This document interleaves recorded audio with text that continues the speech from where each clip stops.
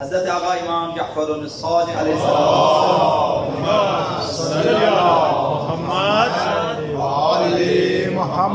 ان سے روایت ہے کہ انہوں نے فرمایا یسأل المیت فی قبرہ عن خمس،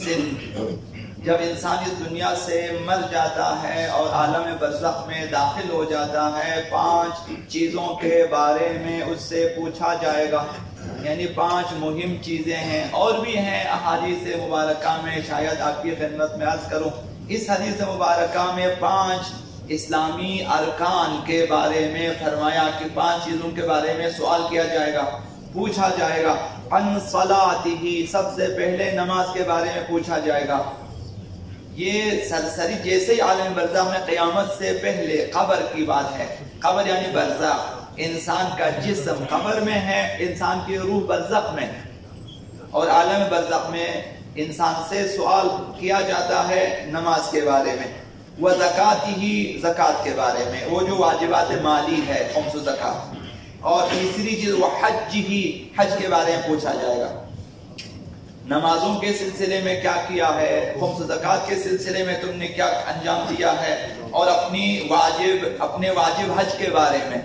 بہت مہم ہے، انشاءاللہ بعد میں آپ کی خدمت میں کس قدر حج کی اہمیت بیان کی گئی ہے واجب حج کے سلسلے میں، وہ بھی آپ کی خدمت میں عرض کر، تو سوال کیا جائے گا حج کے بارے میں۔ اور وعن صیامہ، اور روزوں کے بارے میں، ماہ مبارک رمضان کے واجب روزوں کے بارے میں پوچھا جائے گا کہ کہاں کہاں سستی کی، کہاں کہاں کوتاہی کی ہے۔ وَوِلَایَتِهِ إِيَّانَا أَهْلَ الْبَيْتِ، اور 5ویں چیز ولایت اہل بیت کے بارے، عقیدہ ولایت اہل بیت کے بارے میں سوال کیا جائے گا کہ تمہارا عقیدہ کیسا تھا اہل بیت اطہار کے بارے میں، ان کی امامت، ان کی ولایت کے بارے میں، ان کی ولایت تکوینی و تشریعی کے بارے میں، اور ان کی عصمت کے بارے میں مثلا سوال کیا جائے گا۔ فَتَقُولُ الْوِلَایَةُ، وہاں پہ یہ 5 چیزوں میں سے جو ولایت ہے، عقیدہ ولایت مجسم ہو جاتا ہے، ولایت کا عقیدہ مجسم ہو جاتا ہے، جسمدار ہو جاتا ہے، نمودار ہو جاتا ہے، عالم برزخ میں آ جاتا ہے۔ اور یہ جو نماز، زکوٰۃ، حج اور روزے سے ولایت کہتی ہے کہ اگر تمہارے بارے میں اس شخص نے کوتاہی کی ہے تو